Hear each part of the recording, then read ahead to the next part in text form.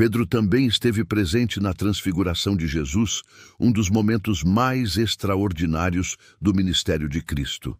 Jesus levou Pedro, Tiago e João a um alto monte, onde foi transfigurado diante deles.